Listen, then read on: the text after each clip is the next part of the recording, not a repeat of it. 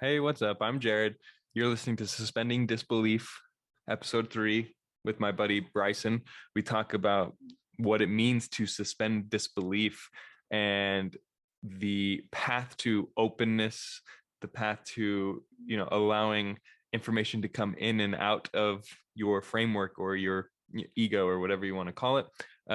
We really go all over the place. We talk a lot about religion, Mormonism, the path of letting go of some of the indoctrination and blah blah blah. I'll let you listen. I hope you enjoy.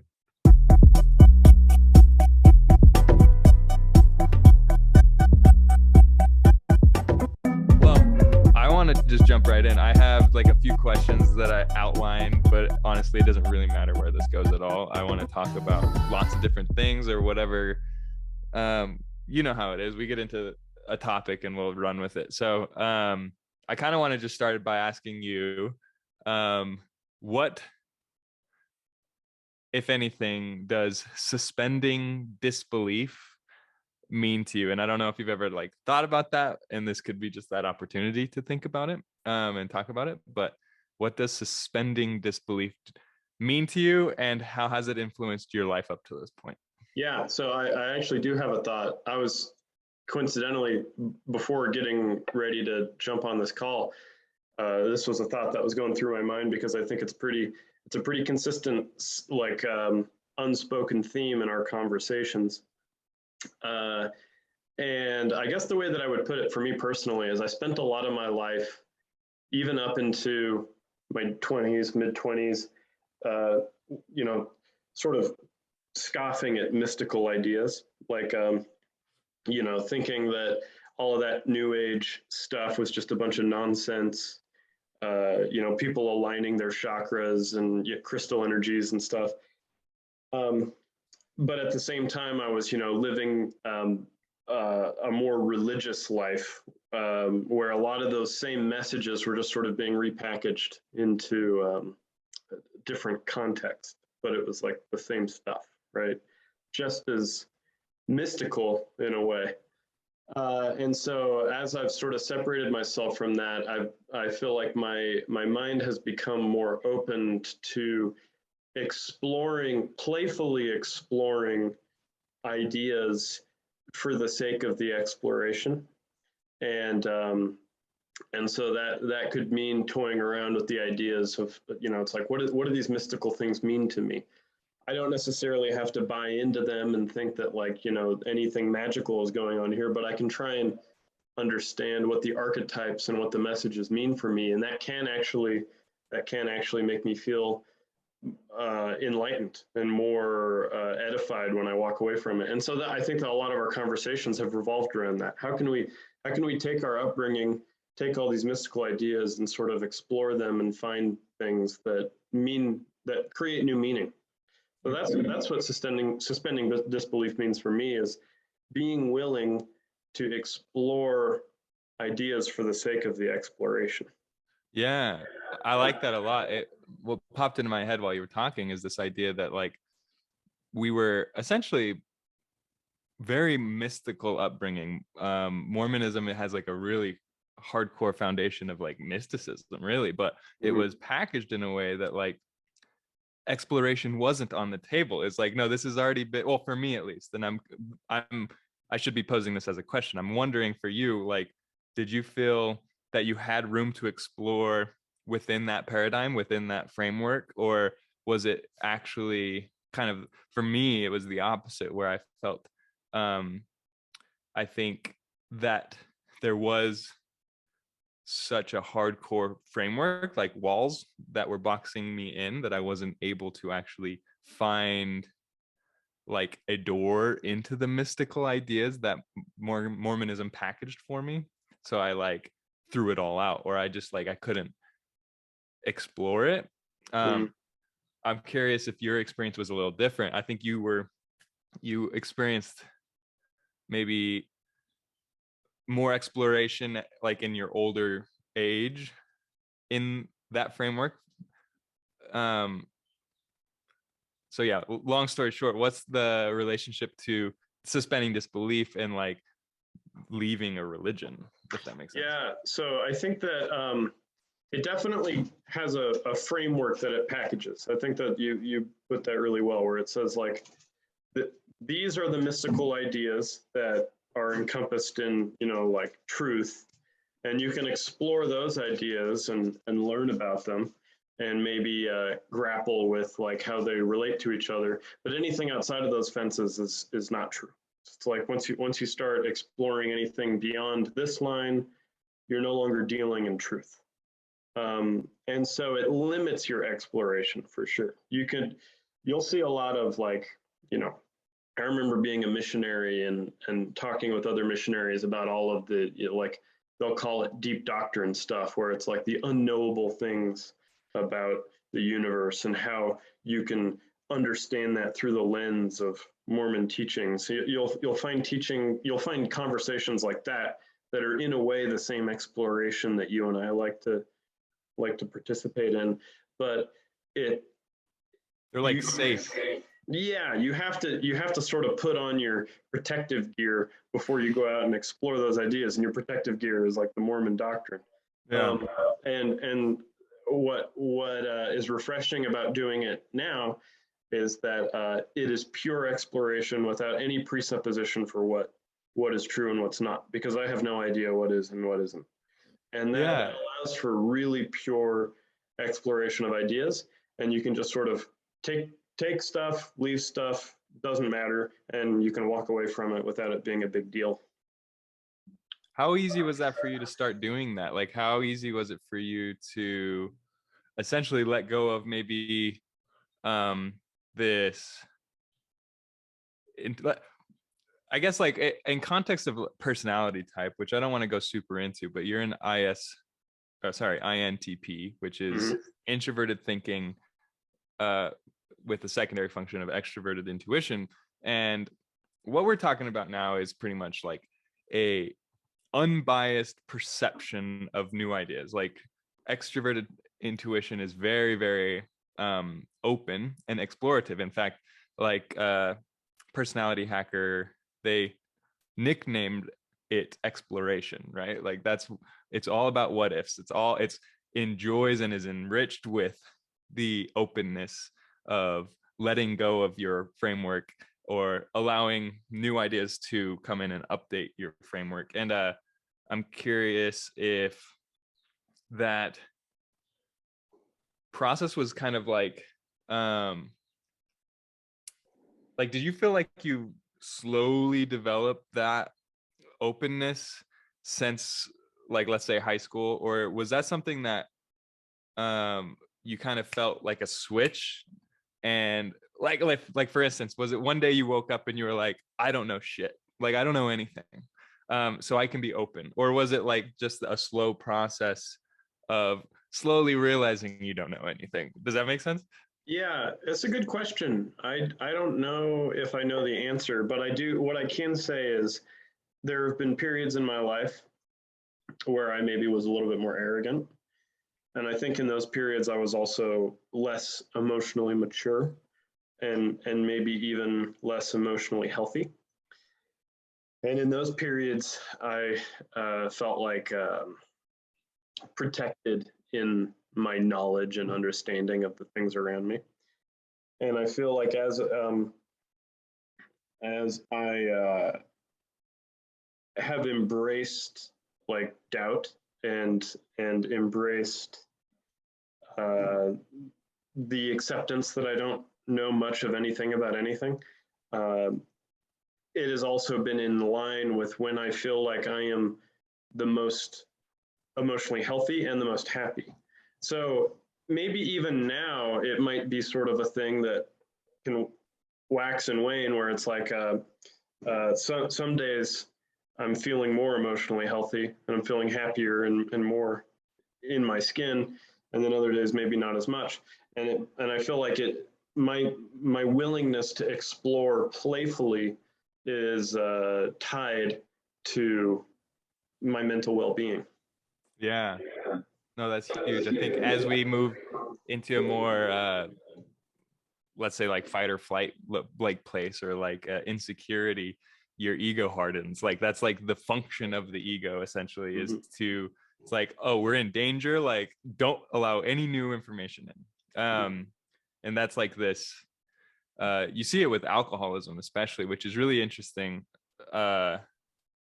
because like that harden, I just think of it literally like a shell. Like there's like this hardening of the ego complex or the habitual consciousness that then is so opposed to newness, new ideas. It becomes so it's funny because it thinks it's rational, but a lot of its ideas are very not rational, like irrational. Yeah, very self-protective, very like maintaining the status quo, and because of that, it also inhibits growth. Like it makes it so that for me, to feel like I'm growing and progressing as a person, I need to be like evaluating new ideas and either embracing the ones that I find to be important, or rejecting and walking away from the ones that I think aren't meaningful or needed. And when you're in that hardened ego state, everything is rejected. Right. Everything just bounces off your hardened ego, and you are unchanged. And so you just stagnate, stay in the same place. So that's what I love this conversation, because well, there's some feedback, but there's essentially Jungian psychology is all about relativizing the ego, which is what we're talking about. It's becoming like allowing the shell to soften and allow things to pass in and pass out, like to get rid of old ideas, to adopt new ideas, and to realize the influence that we have by a lot of things outside of our consciousness, within our own psyche. And this kind of brings me to the next question I wanted to talk to you about, was like, because dreams are a really natural way of challenging the ego. It's almost like when you go to sleep, the ego kind of like loses its edge. It's like napping, and all of a sudden the unconscious mind is bombarding it with all these new like non-rational ideas, right? And symbols and emotions and all this shit. But we've barely talked about this. How has dreaming and working with dreams brought you to where you are now today? Yeah. So I have never really been very good at remembering my dreams, but every now and then I'll have a very vivid dream, and it'll stick with me for decades. Like I have dreams that I remember from when I was 10 years old, because they were so vivid that they are just like seared into my mind. Yeah. It's made me wish I could get better at remembering my dreams, and I've been told that keeping a dream journal would help me with that. But I feel like there is meaning in my dreams, and I was seeing a therapist when I was living in Seattle, and sometimes we would talk about my dreams, in particular the ones that really stuck with me, and any that every now and then would stick with me the next day. And he helped me realize that there is meaning in these dreams. He said it that the way that he phrased it was, you are the dreamer, but you are also experiencing the dream. So it's sort of a dialogue that is happening with yourself. Mm-hmm. And I think that that's a really important and interesting way of thinking about it, because it's easy to write dreams off as, just like with mystical stuff, it's easy to write them off as nonsense when you wake up the next day, and it's like Mitch Hedberg said, it's like I'm building a go-kart with my ex-landlord, and it's like, why? Wait, who said that? Mitch Hedberg. He's like talking about how his dreams are nonsense. I love that. I want to build a go-kart with my ex-landlord. But it's like these are things that your subconscious is choosing to present to yourself. It doesn't just happen. A choice is being made, a story is being told, and the messages in it are often going to be very visual and very symbolic, and emotionally packaged. They're going to have emotional charge. And so when we would talk about my dreams with my therapist, a lot of it would be sort of peeling back the layers and evaluating the emotional charge behind the things I was seeing. What, like, why would I see that? Why would my subconscious self be presenting that image to me? And I ended up finding a lot of meaning whenever we would have these conversations. And it even helped me. One of the dreams from my childhood, when we talked about it, it helped me understand my relationship with my mother even better, than like my 10-year-old self was trying to tell me in a dream something about my mother that I didn't realize until I was almost 30, talking to a therapist about that dream, right? So that's I think that shows how important and meaningful dreams can be if you're willing to. You have to put work into understanding the symbols that are in them. Yeah, well, that's a interesting. I've been thinking a lot about this, like dream interpretation. How much of it, talk therapy and like working through the symbology via like conversation and what's the word called when you take a thought and then you see where you go, like the Rorschach ink blot test. What is that called?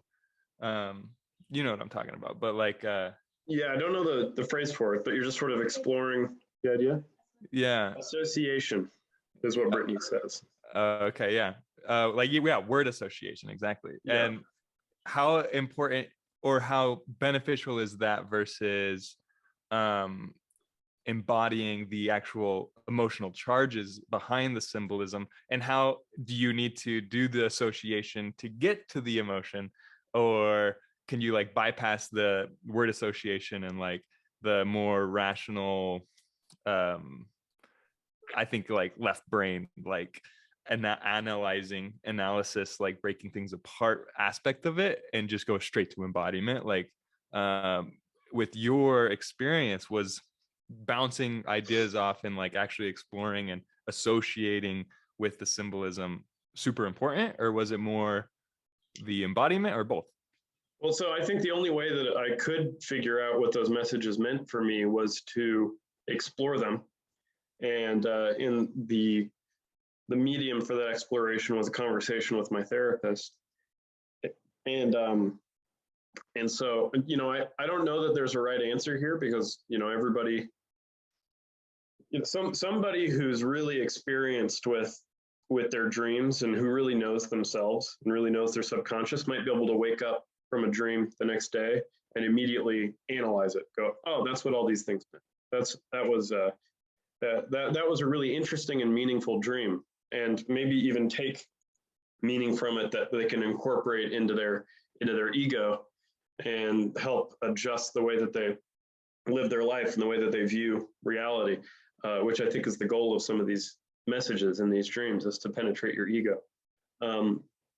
But for me, for a lot of these dreams, I needed to explore them verbally. I needed to talk about them, and then I needed to be asked questions about them to start scrutinizing like what they meant and what the symbols behind them could mean, and the context for them. And so the association, I guess, born out through that conversation was important for me realizing. It was sort of like, oh, I get it now.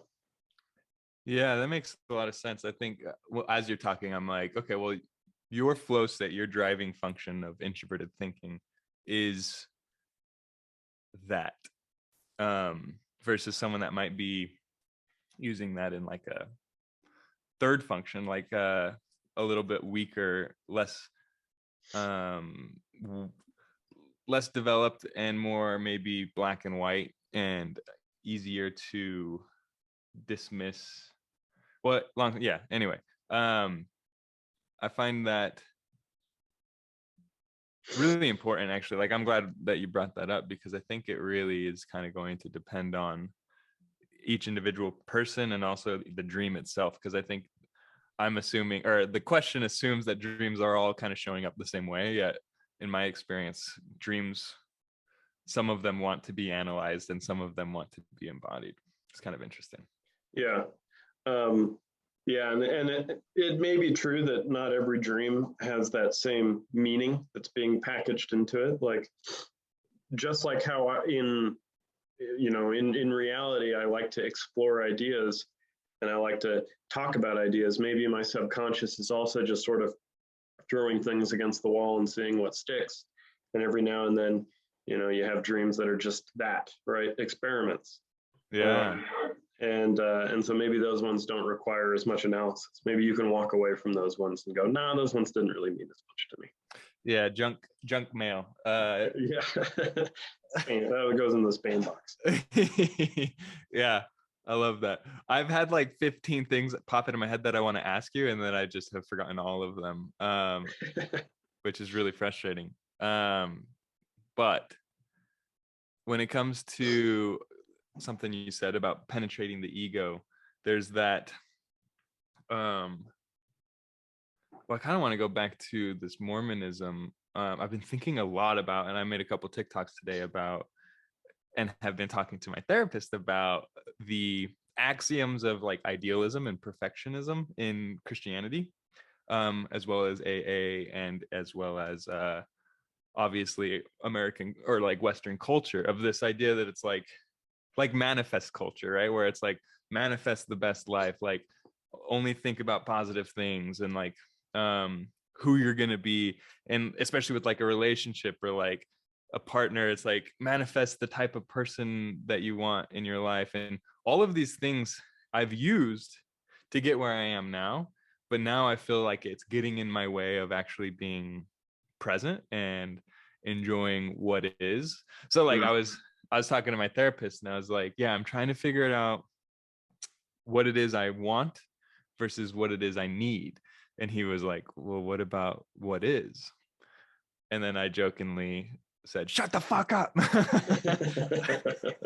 um, but I'm curious what if any of that resonates with you and your experience of, I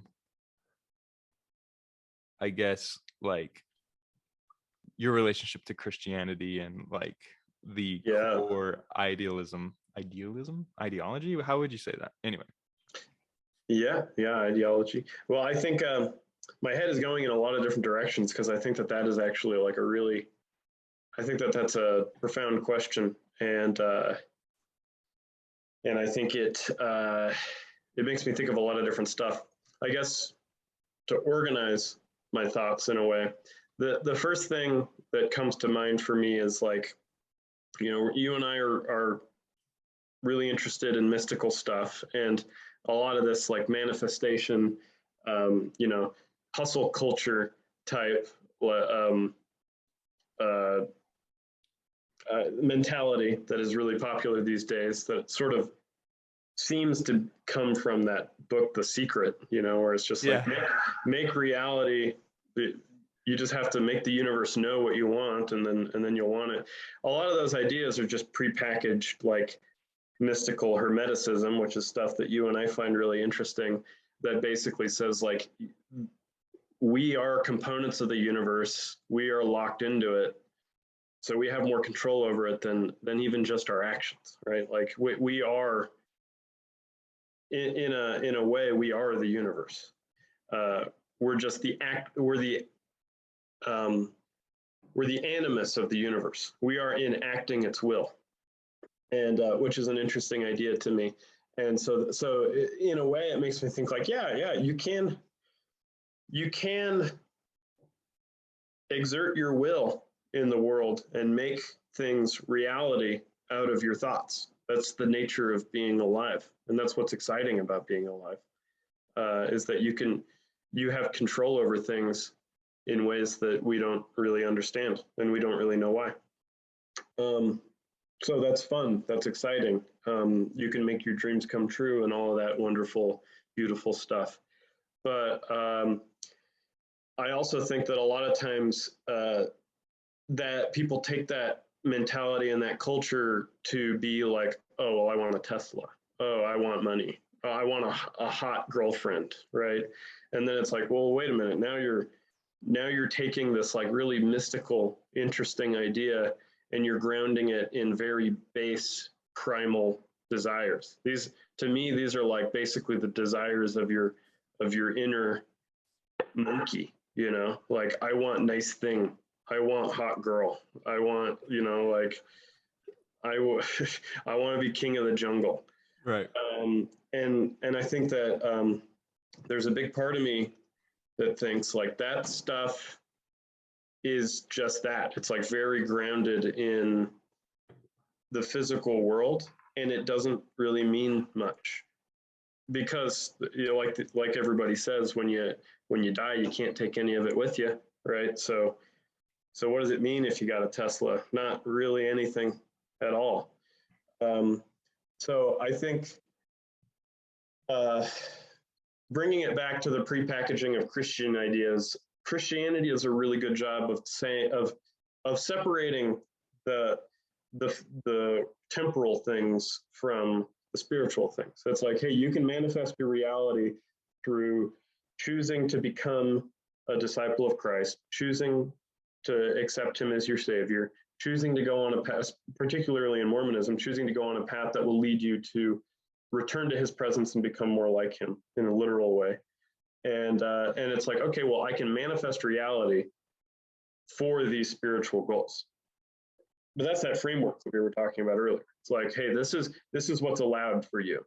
This is in terms of spiritual manifestation, this is what's true. But I think it's really fun now to be able to explore the like ideas of spiritual development and growth in a way, in the framework of knowing that I don't know what I'm talking about.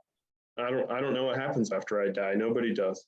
And so what happens if I start manifesting some of those spiritual ideas that Mormon taught me? Like, I want to continue to live after I die. I want to continue to progress and become a more powerful spiritual being after I die. Will it become true? Maybe. It's fun to think about. So I guess that's sort of what comes to mind for me with manifestation, is that like we're all participating in it, we're all doing it. A lot of people get wrapped up in the temporal side of things, but I think that there's a lot more fun and a lot more, for me, personal development to be had when you start thinking about like the confusing, unknowable, deeper things about the universe.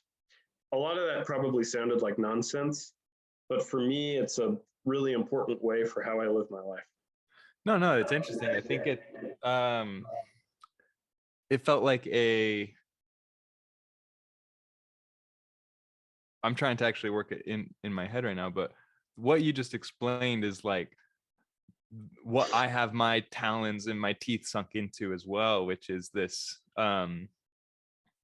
it's like it's hidden in that hope of like, what if I crystallize my psyche and it floats on after I die into the sea of consciousness, and I grow into this next level being, right? And I like continue to grow forever, and I become a god and create my own universes and in my mind, right? Like we're just perpetuating this thing. And that for me, that like trickles back down to the smallest moment of like, I shouldn't be drinking coffee right now because I know in the long run it's not helping me like psychically become stronger. It's like a crutch and this and that. And so I get into this constant, I guess, frustration with my humanity and like my in the present moment, right? Like constantly being like, if I was, it's almost like I'm in fear that I'm not going to make it to this. I talk about like the crystallization of the aura or whatever. I think that's what the Golden Dawn is all about, is like progression into these things. So I want us to kind of flip what we were talking about on its head and say, is this healthy though? Like, is that a way to live our lives? Is that Christian ideal? Is it actually, because for me, it's like I am where I am because of that, right? Like I've gone from being a shithead alcoholic to not as much of a shithead non-drinker or whatever. And is it, well, I guess it's like this radical acceptance type of thing that's just as popular as like manifestation. In fact, you see it with the same people, and I feel like there's some weird dissonance going on. And yeah, I don't know if I'm really just trying to explore this idea with you. But do you think that idealism? I feel like it's so deep in me. I don't know how to get away from it. Yeah, well, that's a good point. And it's something to be aware of, because yeah, you and I both have that same upbringing and that same sort of like from birth being taught this framework and this path. And so it's like, maybe I'm repackaging it, right? Maybe I'm just finding other ways to look at it. And that could be true, but I think ultimately when it comes to those like feelings of frustration with our own humanity, I think a lot of that is,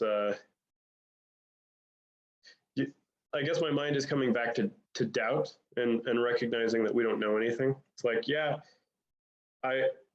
that's great if we can crystallize our aura and our energy and ascend and transcend and all that stuff, but it's like, dude, maybe all that's nonsense, Yeah. Maybe there is absolutely nothing and no reason it's just pure chaos. And then it doesn't matter that you feel frustrated that you drink too much coffee, because like coffee and you are the same thing, and you're just trading places, or I don't know, it's just nonsense. But I guess it's like it's hard to be getting mad at it's hard to justify getting mad at yourself for breaking the rules of ascending and becoming a better person when you don't even know what those rules are. Right. That's where it becomes it breaks down in this logical way that it's not very logical, or like I can't figure out, because the ideal is like this.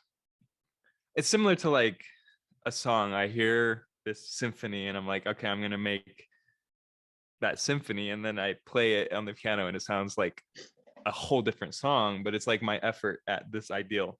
And it's like a similar thing where I can't be mad at the fact that that song isn't as perfect as what I heard in my head. All I can do is like make an effort, and that's what the universe is asking me to do, or that's what the muses are asking me to do. Yeah, and it's like I think a healthy balance of these two ideas is a good thing. It's like holding yourself accountable for being a better person, because then it's like you're talking about alcoholism, and it's like if you embrace too far going the direction of saying nothing, I don't know what the meaning of any of this is, nothing really matters, and it doesn't matter that I'm an alcoholic, so I'm just going to indulge and do what I want, and the consequences will be that your life will be full of more suffering. The people around you will suffer more because of it, and so it feels very natural to say, no, that's too much. That's too much in that direction. It's better to hold myself more accountable, but to also balance in with it a forgiveness of yourself and a willingness to be like, exactly what you're saying. My goal is to come here to show up and to try to make an attempt at the symphony of existence. And that feels right to me. But again, I don't know what the hell I'm talking about. But it feels right to me because it has the balance. It has the balance of those two things. I'm going to try to live a good life and not hurt people and not hurt myself. But I'm also going to give myself the forgiveness and the patience to just show up and do my best in that space of trying to be as good as I can be. I guess what I like is having, and this could be like a Mormon thing, but like I like having a framework to check myself against to see if I'm doing well. Like I want constant feedback. And so because you also want to be like, I'm doing a good job. Like Right. I got the gold stars and I got 100%. I'm doing everything I'm supposed to. So what's interesting and what I hear is this idea in my head where it's like, well, if it's not idealism, it's like nihilism or something. Like these two things are opposed, but what could be true is that I could have a framework of like the ultimate goal is to listen to and feed and follow the soul, if you will, whatever that is. And that framework is large enough that it can evolve and change. And as long as I'm checking in, saying, am I doing a good job at living a soulful life? Oh, maybe I should, maybe, well, yeah, like, I guess what I'm trying to get at is I think what could be healthy for me is developing a large enough, abstract enough container to check myself against, that it's because like, for instance, AA kind of gives you this new ideal that is the king of the castle. It's the top of the hierarchy, which is to be of service. And that is what you check yourself against, essentially. It's like, is this self-centered or is this helpful to the community or whatever, right? Or to God or to the evolution or expansion of consciousness. That's what I've been operating under. Is this beneficial to the expansion of consciousness? Which is just like you were saying, like I'm repackaging like Christian ideals. And that's what AA is. You don't have to be Christian, but it is the Christian access. Yeah, but it's also those same ideals can be found in like Judaism and Islam and Hinduism, Right. to some extent. They're going to have alternate takes, but it's basically this expansion of consciousness, serving mankind, being a good person, like, and they'll tell you what that they'll give you a framework for what that means to be a good person. Right. So hold on, I was gonna say something else about. Sorry, man, I derailed you. No, don't be sorry. It wasn't you. Well, so I was talking about the framework that I've been living under. Well, yeah, I guess it really just boils down to, I can't remember who I was talking. Maybe it was Brittany I was talking about this, but there's in alchemy, this idea of having, you have the container that you perform the alchemy in, that has a lid, and you put it over heat, and it ferments and boils and does all the things. But if we look at our body as that container, as the alchemist did, at some point they kind of branched off, and there was like the psychological alchemists and then like the chemists. Yeah, totally. And that was very popular in mystical Europe, and not so much anymore, but I think it's still a very popular idea in a lot of like Asian religions. Like, I don't know what I'm talking about here. I haven't studied Asian religions deeply, but I think that like Taoism has some component of like refinement of your body's job is to refine your spirit and like that kind of stuff. Yeah, no, that makes a lot of sense. It's we transmutate our baseline feelings and emotions into flowers or whatever, like blossoms of whatever that might mean. But hold on, I got derailed again. What was I saying? My thoughts are too long right now. You were talking about how you've got the container that you could say is our body, and you put heat to it, but then you've got the stuff inside of it that you change, from. Yeah, but I'm trying to remember why I was bringing up alchemy in the first place. Because there was a reason in relationship to this, you know what, screw it, doesn't matter. I have had this long lasting question that's in my head. about the life after death type of thing, and like this I've been thinking a lot about this idea of like Christ and let's say gods or angels or essentially myths that gain power because of a zeitgeist or because of a pattern of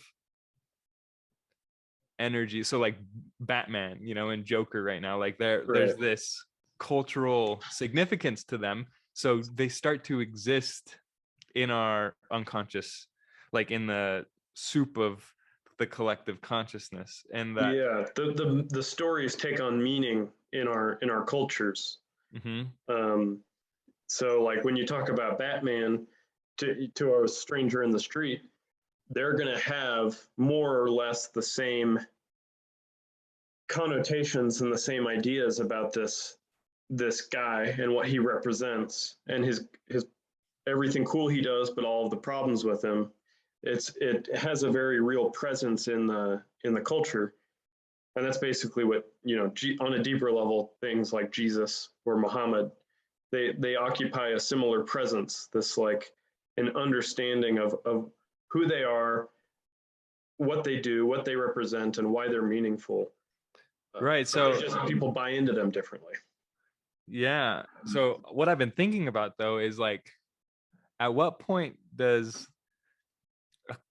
like a conglomerate of, so like we've got 100,000s of people sending energy to this complex in the unconscious, like in the collective of Batman.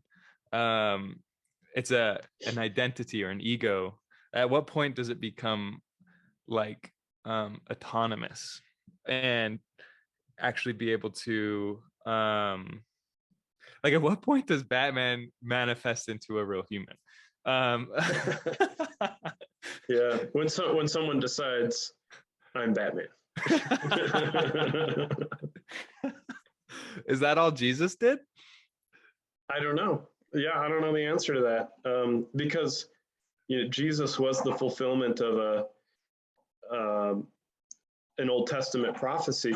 So in a way, there was that same spiritual energy being transferred into the idea of, you know, this, you know, the king of the Israelites coming and freeing them from their bondage and stuff. And he didn't show up in the way that,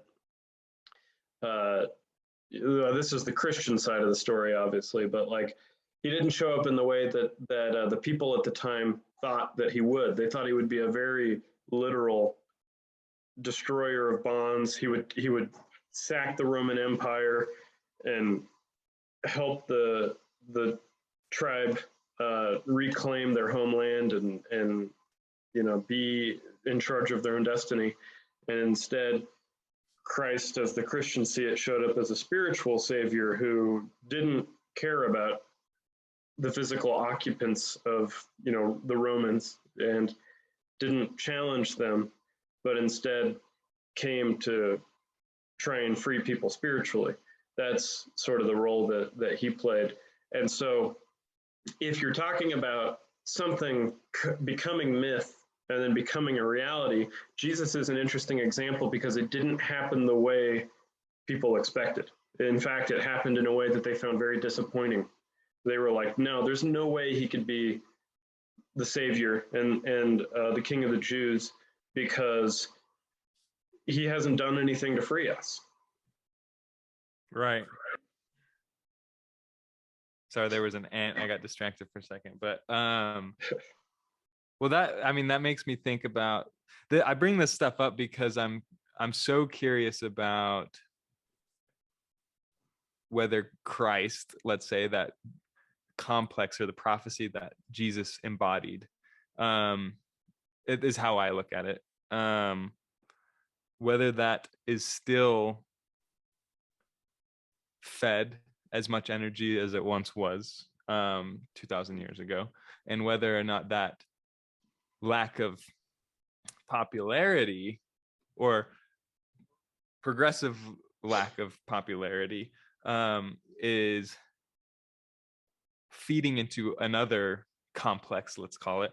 And also, so I've been thinking, this is so, I'm all over the place, but this idea that like in a paranormal, right, where a ghost shows up and two people share a experience of seeing a being or experiencing some sort of psychological hallucination, and this idea that a complex in a human mind, an alive human mind, that becomes so solidified that after death it has a hard time dissolving into the unconscious or into infinity or whatever, and so it floats around for a while, and people can actually encounter this part of a human that's not a full complex mind, but maybe a small aspect like an ego, right, or a complex. Yeah. So, and I think that for what I think of when you talk about things like that, and these are very Jungian ideas, but I think that it's like, sometimes when people think of ghosts, they think of like, a presence, an apparition that shows up in your bedroom at night and, scares you or whatever. And I think that, maybe that's real, but I haven't ever experienced it. Most people haven't. But I think that ghosts in that way, that energy that you're talking about, are a very real thing in this cultural setting. Jesus is a really good example because, you take the assumption that he was a historical being that was crucified and then killed, and then his ghost is basically what has animated people for 2,000 years to believe in him and to call upon him to protect them and stuff. It's like he occupies a space in the collective psychology in the same way that a ghost would occupy physical space in a house. Right. And so like that type of haunting is very real. And Jesus is just an example of a powerful figure that has like stayed in the real world even after his death. Right. So this is what's so fascinating to me, because there's this the experience of the hallucination of this being in your room. You're still experiencing your perception through mind, right, through your psychology. So like the fact that you're seeing something doesn't mean that it's not real, because all we know that is through our perception. So like you have to deem everything real or nothing real in a sense, if that makes sense. Like you can't, I guess it depends on what we mean by real, but when it comes to experiencing visual hallucinations, there is a subjective part of it that is completely 100% real. You know what I'm trying to say? Yeah, like it makes me think of schizophrenics, right? Where it's like they're living a version of reality that is so detached from the collective agreed reality. They've got a few chemical imbalances, microscopic things that we wouldn't even know about if it weren't for modern science. But because of those imbalances, they hear voices and they might even see apparitions and they feel fear. And these are all very real experiences. These are not fake. These are real. And so their reality has become just detached from ours and twisted in a way. But who's to say that our chemical imbalances or our chemical ratios are the right ratios?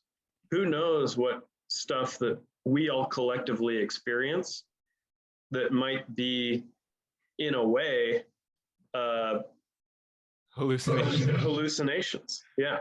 Right. A collective agreed nonsense, Yeah, I'm curious what's happening that we could explore that idea through. I really actually am totally fascinated by this stuff like hardcore right now, because let's say let's say that well, sorry, you got my mind going in 100 different directions, so I'm kind of simultaneously exploring while trying to formulate an idea or a thought. But going back towards this shared Christ, what did you say? Shared psychological. Do you remember what you said? He occupies a space in our collective psychology. That, yes. In the way that he's haunting us to this day. Right. The ghost of Jesus. Yeah. So that same idea, like I'm picturing severing the idea of Christ from all of the fueling. So like all of the individuals who have fueled that, if we cut that line to Christ, let's say, does Christ continue to exist? As in, does human attention and consciousness birth autonomy? So it's like a Men in Black, Flash. They've got the pen. Everybody forgets Jesus exists. That's an interesting question, because that goes to like archetypes, right? Like, if that were to happen, would he just be born out again? And part of me thinks maybe not in the exact same way, in like maybe not the exact story, but I think that there is something about these archetypical stories, like taking it back to Batman, where it's like, it seems natural for us to tell these stories about, it seems natural for us to resonate with specific types of stories. And so Batman is a good example, because we resonate with a broken, hurt man, or boy, who resolves to take his pain and try to make something good out of it, right? I think that's an important part of what people like about Batman, is that he's a very human, very flawed person who is decided to be very motivated to do good in the world and protect people from maybe the pain that he's experienced. In a more complicated way, that's essentially the same story as Jesus, right? Where his role is way more spiritual. It's like, I am going to come here and I'm going to suffer and be beaten and then be murdered, and it's going to be for your spiritual salvation. And so it's like a broken, battered man who suffers so that we don't have to, in the same way. Right. I guess that's what it makes me think of. So to go back to your question, I think these archetypes are really, they're very tied into our cultural and communal psychology. So do you think that Jesus, the archetype, is taking form, as in like the puzzle piece is empty and so we put something into it, or do we develop new archetypes? Like, do archetypes evolve, or just the coloring and the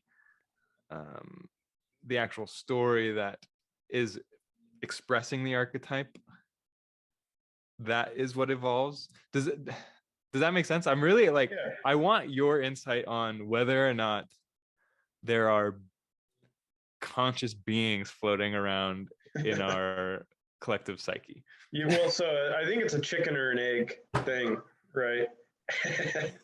Yeah. I think it's a chicken or an egg thing, because it's like, if you believe Jesus is real, then the archetype exists because of him, right? It's like, if you are Christian and you believe in the Savior, then it's like, well, it would only make sense that because you're a child of God, that story is going to resonate with you because you're going to identify, that's the spirit testifying to you that archetype is your savior, and that's your path to salvation, right? So in that sense, Jesus is the chicken and the egg is the archetype, right? But if it's the other way around and Jesus is the egg and the archetype is the chicken, if I'm making any sense, then it's like, then it doesn't, Jesus is the vessel in that way, where it's like and you kind of see that with other religions too, where it's like, hey, well, not everybody resonates with Christianity. It's not everybody agrees that it's true, but I think that it's pretty common to see archetypes in folklore and in stories where someone shows up, dies for their friends, saves their friends, and sacrifices themselves. And it's like, well, that's a common archetype because that's good for the community. It's like it's good for people to say, I love my community, I love my friends, I love my family so much that when it comes down to it, if I need to, I'm willing to die for them. Then in that way, Jesus is just a really hyper expanded version of that self-sacrificing archetype. So I don't have any insight on whether or not we have actual personalities in our subconsciousness. I don't know about that, but this stuff makes me think about Joseph Campbell, right? Because he's really into archetypes. He's really into these stories that humans tell, and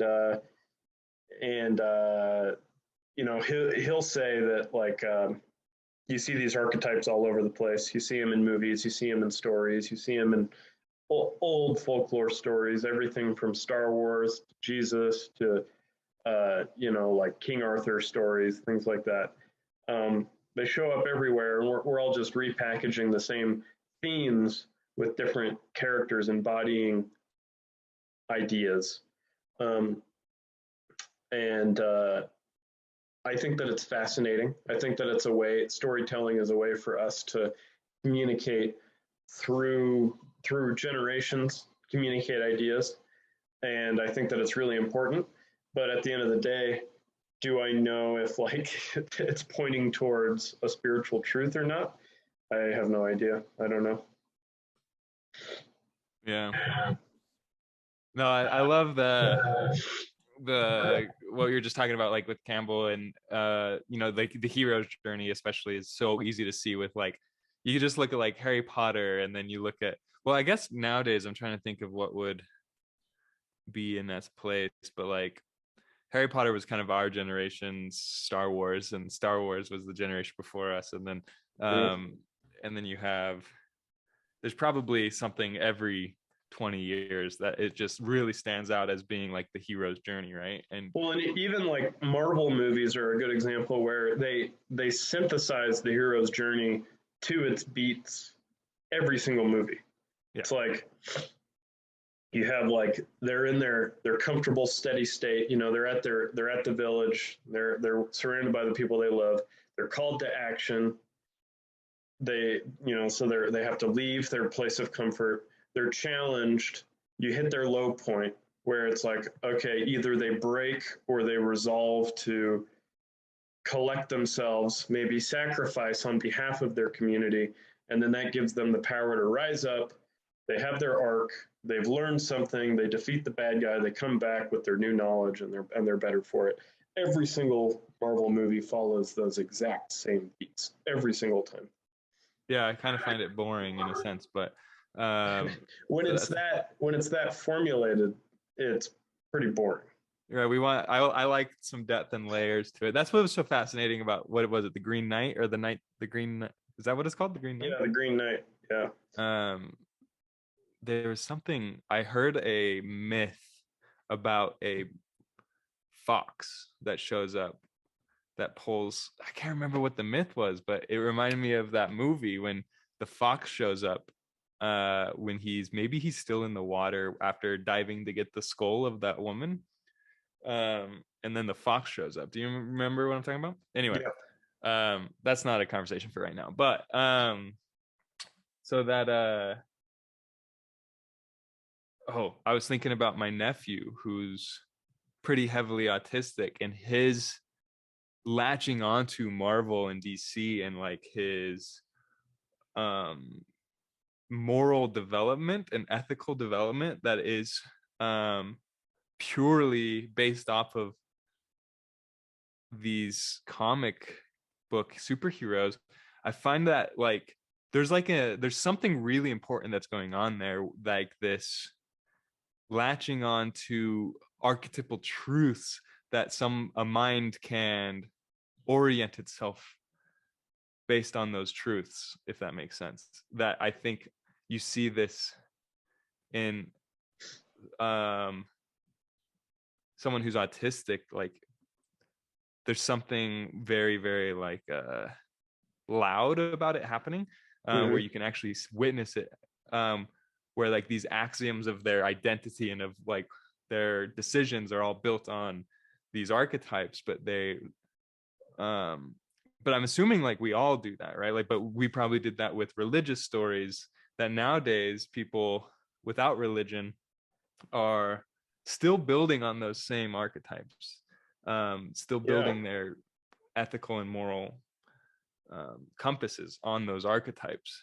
I think that's a really interesting point, because I think that that certainly has got to be one of the roles of these stories that we tell, is it's a communication culturally of the behaviors and the morals and the actions that we value as a community. And so Marvel movies are packaging a specific type of valued personality and behavior and action. But you could say that same thing with religious stories, or we've talked about King Arthur stories before, how they're kind of like Marvel, but they're a little bit more opaque, a little bit more confusing. But in a way, they were serving the same purpose in medieval times, where it's like communicating a moral message about how to behave in a given situation. It's like, this is what the right behavior would be, or maybe it'll give you an example of the wrong behavior and the consequence, and then the right behavior, and then why that's the right behavior. And so with Marvel, it's always like good versus evil, protecting the world against like it's sort of like it's like there's evil in the world and there's good in the world, and you need to choose to be the good and stand up against the evil. And it's going to be hard because the evil is going to feel dominant and overpowering. But if you like gather together these right moral features, then it won't be able to stand a chance against you. But Arthurian tales are a little bit more weird and complicated, because they'll say things like, these are the types of friendships you need to develop in order to create unity. It's like we talked about how Merlin is like this pagan wizard, and Arthur is this like Christian folklore. He represents someone who embodies the power that you can get from accepting Christ as your savior and spreading Christianity with in sort of like a European way. But it's like he's also sort of leaning on and depending on the knowledge and understanding of this pagan wizard. And that's a very dynamic and complicated relationship. And so it seemed like it was willing to grapple with those sort of complications in a way that people don't really like to grapple with morality in that way anymore. They like to think that it's there's right and wrong. Even non-religious people, you see this all the time, where they're like, there's right and wrong. This is right and that's wrong. And if you're not doing right, then you're wrong. And there's something that feels a little bit more authentic about these complicated stories, where it's like, hey, Merlin may not be worshiping Jesus in the same way that Arthur does, but he still has wisdom that you need to rely on, and he still has power that maybe you need every now and then. So it's good to maintain your relationship with that. It just feels more complicated and authentic. Yeah. Well, this brings into my mind like the joining of like the Egyptian gods and like this slow assimilation of gods into one god, and the same thing is happening with stories and archetypes, and how Oh yeah. I think of David Lynch and his ability to leave a loop open, and like there's like this dreamlike experience that happens where it's like there's this, it's literally almost like it like cracks open your ego, and all of a sudden like these images spill in, and it's like confusing and weird, and it doesn't make any sense. And how um the paganism and like the wizardry and like these older stories had that purpose. It's almost like a wakeful dream, right? That stories are losing because of the demand for rationality, or the demand for maybe like some concrete closed looped media. Like it's almost like if it's not closed, it's not finished. And so finish your shit, and then bring it to the public or whatever, right? Right. And Lynch is totally willing to be like, no, you finish it. Yeah. He's like, I don't know what it means. You tell me what it means. And that is definitely part of the fun with his stuff. And I think that's a really interesting point. A lot of people don't want that. They want finished. They want to be told this is the message. And so people like David Lynch are challenging their viewers. And it's the same thing as like the rational mind, the ego, or habitual consciousness, when it comes online in the morning, dismisses the non-rational night of dreams. That same attitude is what wants closed looped, finished. Like we don't, that rational mind does not like the openness and the non-rationality.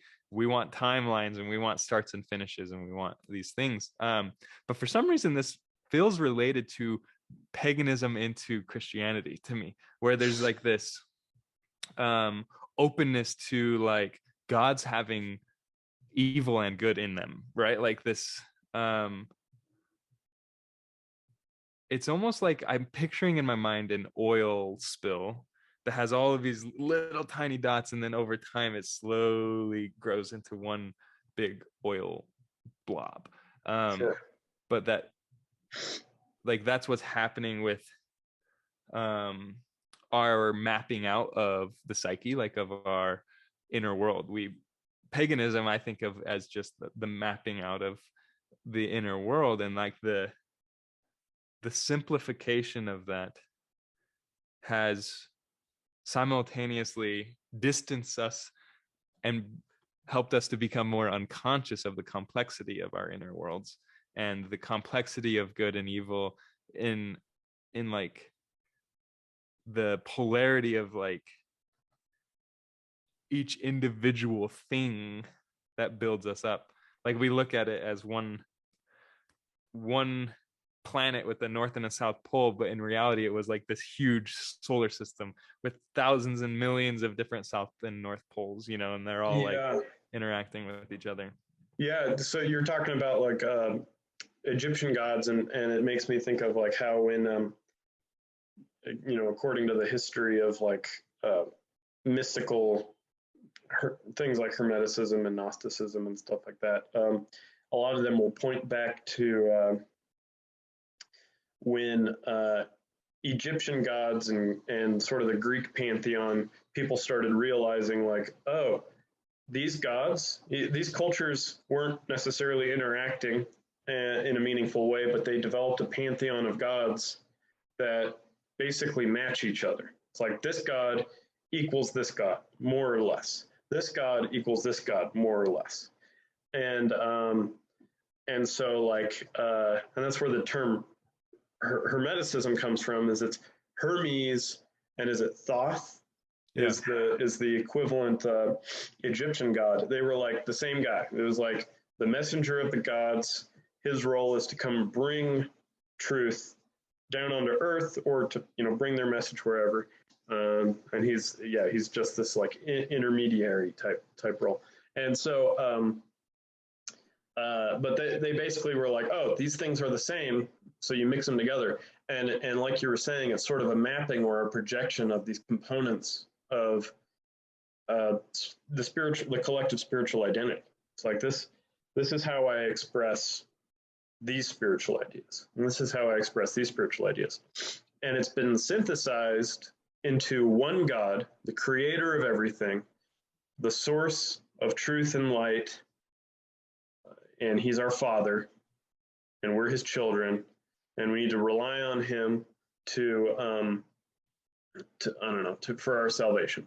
And it used to be way more complicated because that was not the relationship people had with these gods. They would worship them and they would pray to them, but also it was like a much more tenuous relationship. They didn't see them as like father figures. They saw them as like these capricious, scary human personalities where it was like, I don't want to piss this dude off because if he's mad at me, my crops are going to fail and then I'm going to die. Right. And so it was a much more complicated relationship. So that synthesization, whatever the word is, the synthesis of God into one God is it makes me think of the synthesis of archetypes into the one archetype that we see in all the Marvel movies.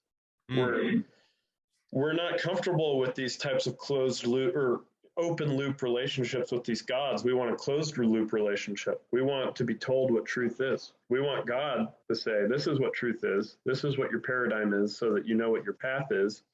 This is how you need to behave. And that's not what the pantheon of gods was giving us because it was like, they're too scary. I want a God who's scary, but who loves me and who will tell me exactly what I need to do. And that's kind of maybe what we're doing with our archetypes as well. But then just like with David Lynch's stuff, that stuff is way less challenging. If you view, this is my opinion, but if you view spirituality in a way where you have all the answers and it's a very specific path towards enlightenment and growth, you're taking yourself out of the equation because everybody is so different, right? And what I find spiritually edifying is probably totally different from what, some stranger in the street finds spiritually edifying. And neither answer is right or wrong. So why should there be one answer for everybody that is the one true path when we're all so different, I guess is how I think about it. Yeah, no, that makes a lot of sense to me. I'm full on board with that. I think the reason Mormonism didn't work for me was because that I never connected to anything through that framework, right? Like some people do, I don't. And I had to find my own pantheon of gods to understand myself and how I relate to spirituality or how I relate to whatever. I don't know. Some of those gods were probably bad and scary too, like alcohol, right? In a way that was sort of occupying a religious space for a while. 100%. Yeah. That's exactly what it is. But not only that, it's like well, alcohol kind of just did this is it's complicated, but like there's the fear that I don't feel like I was ever addressed in my upbringing. As in like, I think that there's this way of conquering fear and it's through faith and through belief and through these things that are more so like turn to the right and ignore what's on the left here, which is fear and unknown and doubt and oblivion, right? Turn towards this was the solution that was given to me, or at least how I understood it. And so once that disappeared, all I had was like this fear and nihilism, I suppose. And so I had to turn right to whatever was going to be there, and that was synthetic spirituality. And I would do whatever I could to just not face that fear. And so that fear, which is interesting because that's maybe the most powerful God now, in my opinion. Fear is? Yeah, especially in the last 3-4 years. It has become, it was interesting, dude. My friend Trevor had this dream, which I'm gonna get him on here and talk about it, hopefully. Is this the Trevor that I've met? Yeah. Trevor. Okay. You know Trevor. But he had this dream where me and him went into this normal house and there was a plaque with deities on it.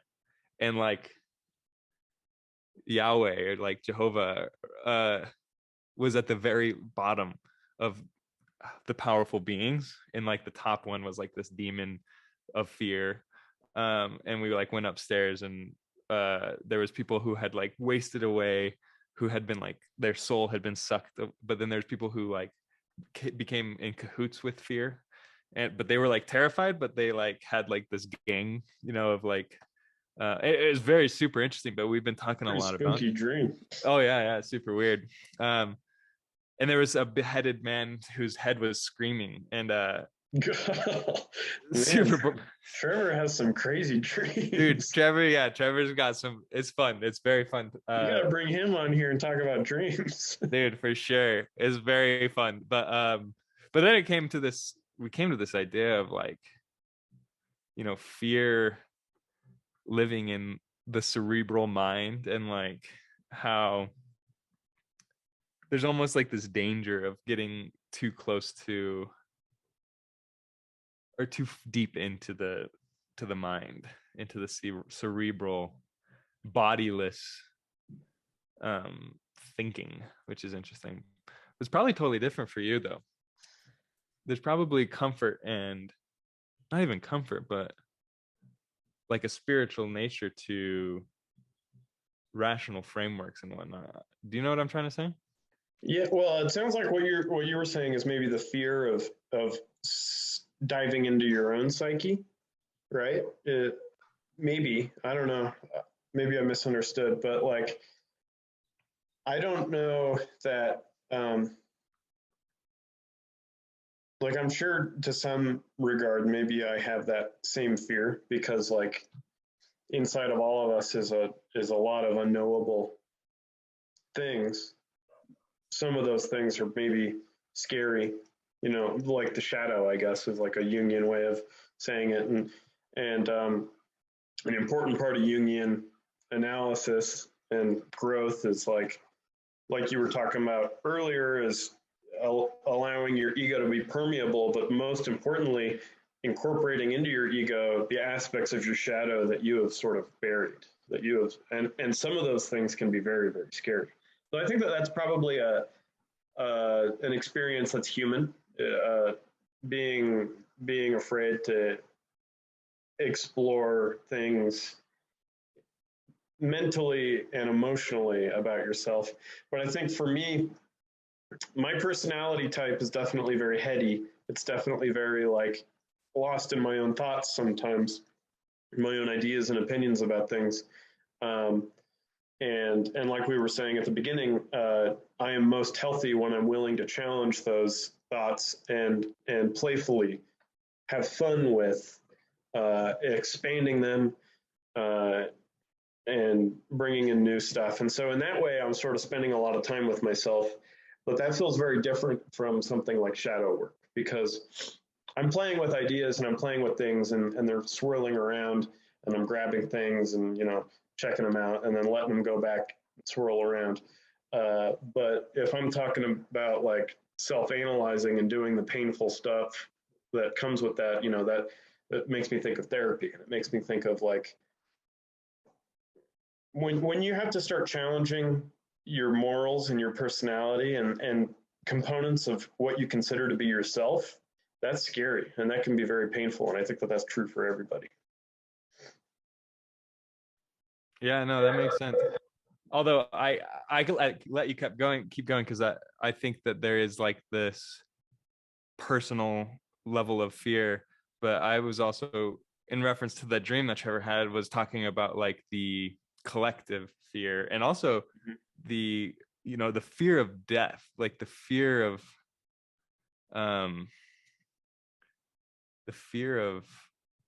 nothingness or like nihilism. It like there's this growing chaos and fear I feel that I tap into when I go inward that doesn't feel like it's just mine. It's kind of interesting. That feels very powerful to me in like a scary way.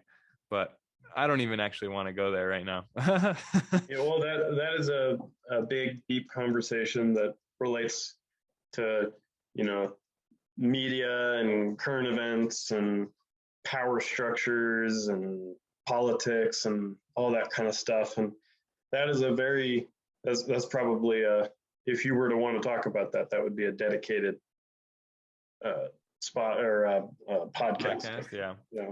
No, I feel you. I think that we are coming towards the end of our time, and I wanted to just ask if there was anything that you've been thinking about. Sometimes I'll cross my fingers when I have a thought that I don't want to interrupt someone with. And then I'll just like have a bunch of fingers crossed and not remember why. Do you have anything like that? I don't. I think that you've let me explore. I mean, like you've come at me with a whole handful of questions, and I think that you've let me explore them pretty thoroughly. If anything, I feel like maybe I through just exploring them verbally, which is fun for me. I like doing that. I feel like maybe you lost some stuff that that maybe you wanted to talk about. No. I'm doing my best at not making this my platform for me to just plow over people. Like I invite people on just to talk over them. That would be silly. So I want more than anything for that to happen. Although I think when it comes to like our relationship, I'm sure there's things that we can continue talking about after this. Sure. In life, I mean, in general, maybe not right this second, but that was my dog, by the way. I don't know if you're doing. I did. She's groaning. But yeah, so I guess the with you saying that, something that's sort of an understanding between you and me whenever we have these conversations is like, and I've said this already during this call, but I think it's important to reiterate. I have no idea what I'm talking about. I have no idea what's true and what's not. But I think it's a lot of fun talking about ideas, and I think that you and I do a really good job of bouncing these things off into, it's like, well, what about this? What about this? And like, how does that relate to this? And we start drawing these lines together, and for a lot of people, it might not make sense, and it might even be frustrating because it's like they're just talking about nothing. None of this means anything, and it's like, well, yeah, maybe for some people it feels that way, and that's a valid way of thinking. But for me, really the goal for these conversations, it's not to try and figure out what the meaning of life is, because I don't think we're going to be able to do that. But a byproduct for me, and I would be hopeful for anyone who is willing to like talk about things in this way, is to walk away from this thinking like,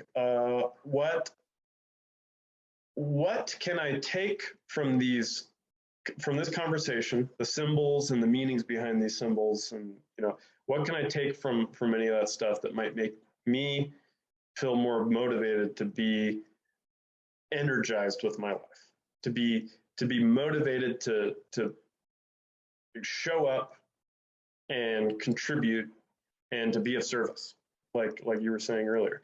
And that is where I am able to pull joy from these types of things. Is like when I find something that goes, wow, that resonates with me. I really like that. I'm going to take that and encode that into my personality, into my ego, and I'm going to have that be part of the pantheon of gods that I worship.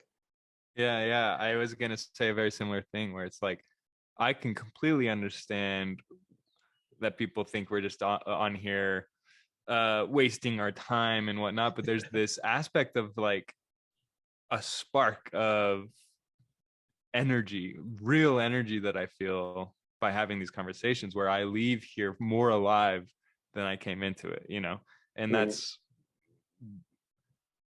if I can experience time and come out the other end of it feeling more alive, that's like I'm like cheating the system in a sense, you know.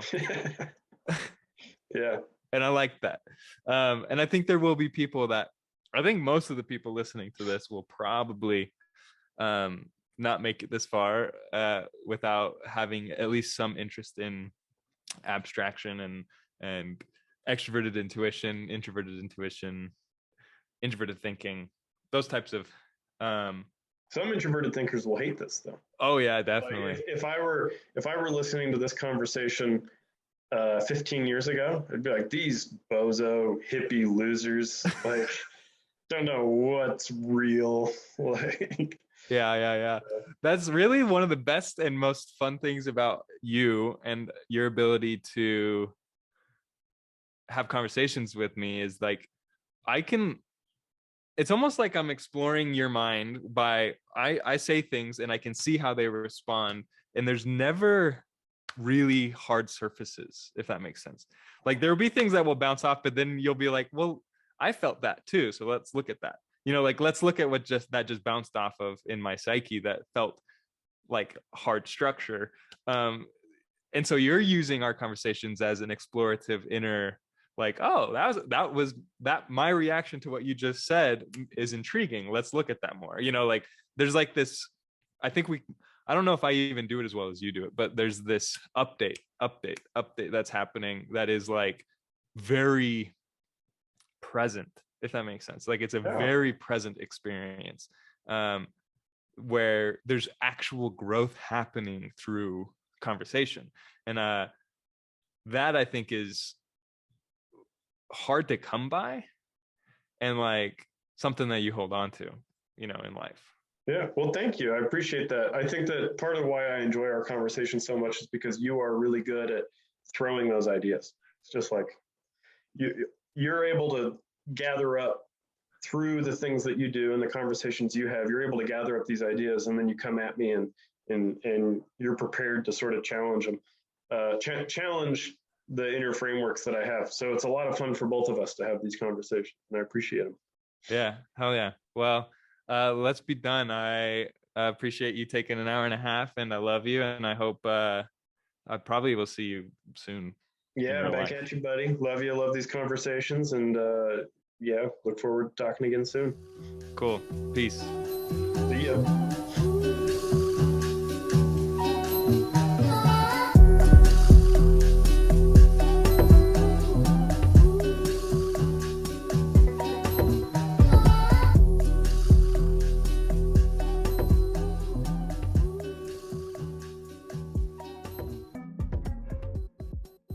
Hi, I wanted to take this opportunity to tell you about something new that I'm doing. I am going to be hosting a dream and tarot retreat called Return to Soul in September, the 22nd to the 25th, and it's going to be in Tulum, Mexico, at a beautiful resort.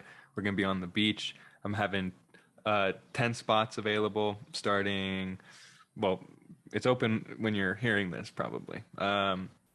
And I am super excited about it. This is the first, and it's going to be very intimate, but it's going to be the first of many retreats where I'm doing, bringing people together who are interested in learning more about Jungian psychology, learning about dreams and tarot and the spiritual approach to life, and tools that will help you integrate experiences and synchronicities and dreams, and even maybe other types of spiritual experiences such as